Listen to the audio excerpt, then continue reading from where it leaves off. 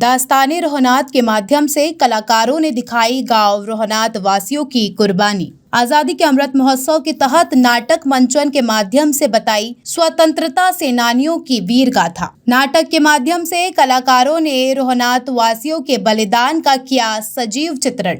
आजादी के अमृत महोत्सव के तहत देश के स्वतंत्रता सेनानियों एवं शहीदों की याद में विभिन्न कार्यक्रमों का आयोजन किया जा रहा है, जिसके तहत आने वाली पीढ़ियां देश की आजादी में अपने कुर्बानी देने वाले वीर शहीदों एवं स्वतंत्रता सेनानियों की वीर गाथाओं को याद रख उनके दिखाए मार्ग पर चलते हुए देश व समाज की तरक्की में अपना योगदान दे सके।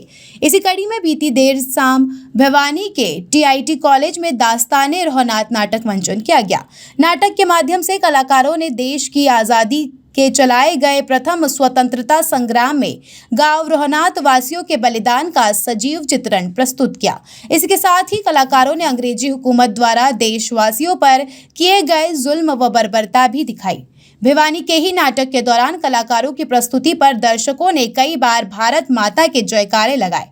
नाटक के माध्यम से कलाकारों ने अपनी प्रस्तुति को दर्शाया कि भारत को आज़ादी खैरात में नहीं मिली है।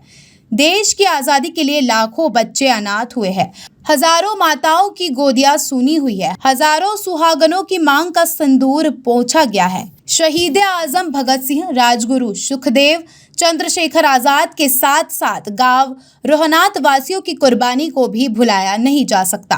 कलाकारों ने दिखाया कि अंग्रेज भारत में व्यापार करने के लिए आए, लेकिन उन्होंने फूट डालो और राज करो की नीति अपनाई और देश को अधीन कर गुलाम बना दिया। भारतवासियों पर अत्याचार किए गए और हमारी ही जमीन पर लगान वसूला गया। भिवानी से सोमवीर शर्मा की रिपोर्ट। रविंदर बुरा सरपंच प्रतिनिधि रोहनात गाँव।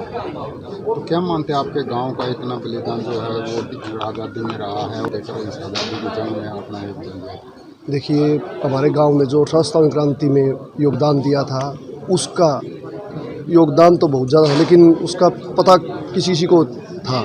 लेकिन हरियाणा सरकार ने जो ये नाटक मंचन के माध्यम से हरियाणा के सभी जिलों में ये घोषणा की कि ये नाटक मंचन सारे हरियाणा में बताया जाएगा, तो उनकी शहादत को एक सच्ची श्रद्धांजलि होगी, क्योंकि सारा हरियाणा इस चीज़ को देख कर उन्हें पता चला कि रोहनात गांव भी कोई गांव है और उसने अपने देश की आज़ादी के लिए शहीदी दी है अपने लोगों की, और जो भी सारा किया है वो सभी को पता चले। यही सालों बाद रोहनात में कुछ तो पूरी हो चुकी हैं और बाकी की काम चल रहा है। जो ज़मीनी काम था वो अभी पेंडिंग है, उसका FCR के केस चल रहा है, उसमें भी हरियाणा सरकार ने अपना पूरा योगदान रखा है। हॉस्पिटल बनना था, तो रोहनात फ्रीडम ट्रस्ट की घोषणा हुई थी, रोहनात फ्रीडम ट्रस्ट बना दिया है। उसके तहत जो 60 साल से ऊपर के जितने बुजुर्ग हैं उनका इलाज हरियाणा सरकार की तरफ से किया जाएगा। उसकी राशि वो है ट्रस्ट के खाते में आ चुकी है और कल ये उसका भी शुरू नहीं हुआ है। तो मानते हैं जो बलिदान दिया था आपके बुजुर्गों ने, सरकार उसका सम्मान आज कर रही है? बिल्कुल, वो सच्ची श्रद्धांजलि जो इस सरकार ने दी है वो इससे पहले कभी नहीं हुई। पहले सिर्फ घोषणाएं होती थी, अब इस सरकार में काम हो रहा है।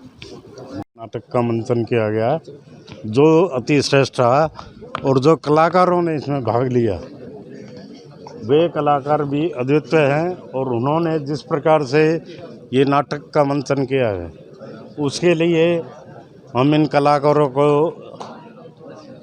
एक उनकी जो वहाँ पे सैनिक शहीद हुए, जो ग्रामीण शहीद हुए, उनके लिए जो प्रयास किए गए हैं वे बड़े उत्तम थे। और आज समाज के सामने जिस प्रकार से चित्रण हमारी इस टीम का हो रहा है, हम ये मानते हैं कि इस टीम के माध्यम से लोगों में जागरूकता पैदा होती है। सर, क्या मानते हैं इस आज युवाओं के सामने जब हम अपनी बात रखेंगे, आज़ादी का अमृत महोत्सव का साल चल रहा है और इसमें हम अपनी बात रखें तो युवाओं के दिलों को बहुत छूने वाला ये कार्यक्रम रहेगा।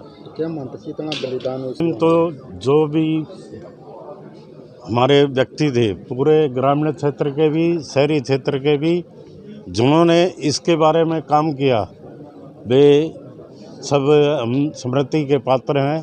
उनकी स्मृति को लेकर आज हम आपके बीच में तो क्या कहेंगे युवा के देशभक्त वीरों से प्रेरणा लेने की ज़रूरत है, जिससे हमारा देश और उन्नति और तरक्की के रास्ते पर इनकी प्रेरणाओं को लेकर आगे बढ़े।